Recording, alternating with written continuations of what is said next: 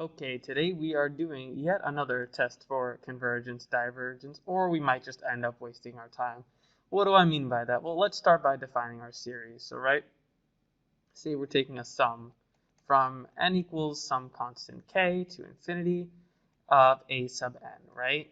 We want to know if this diverges or converges. Well, how about we take the limit as n approaches infinity of the absolute value of some ratio a sub n plus 1 over a sub n. And the reason I emphasize ratio is because this is the ratio test.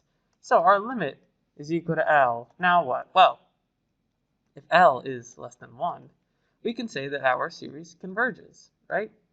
What about if L is greater than 1? Well, we'll know that our series diverges. And what was all that I was saying about us wasting our time? Well, it turns out that if L equals 1, the test is inconclusive and we are going to have to do another test. So that's fine. We're all in calculus. That's why we're watching a video on series. So we'll be able to do this test, the ratio test quickly because it just requires us to do a limit and a little bit of algebra. So let's say we want to tell if this sum from n equals 1 to infinity of, I don't know, 3 to the n over n squared. We want to tell if that converges or diverges. Well, our a sub n is 3 to the n over n squared. We need a sub n plus 1. So let's substitute n plus 1 for all of our n's. So we'll get 3 to the n plus 1 over n plus 1 squared. That was not too hard. Now, we have a sub n plus 1 written, and we have to divide that by a sub n.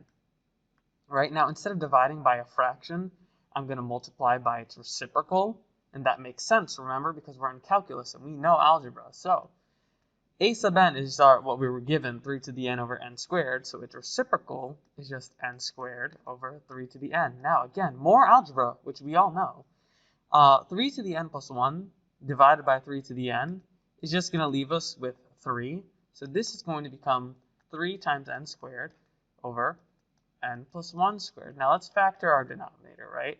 So this is going to become 3n squared over n squared plus 2n plus 1. Now, we're done with our algebra, and we're at the limit part of our problem. Oh, and don't forget the absolute value. I mean, everything we're dealing with is positive here, but, if we had something negative, we would have taken the absolute value.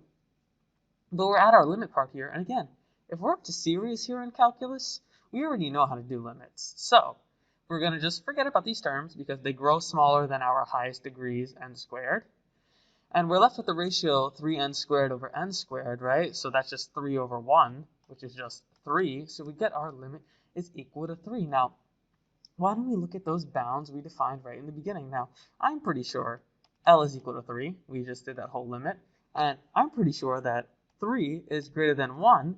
So by what we defined earlier, our series is going to diverge. Now, if you made it to the end of this video, thank you for watching. I really appreciate it, and I hope you learned something.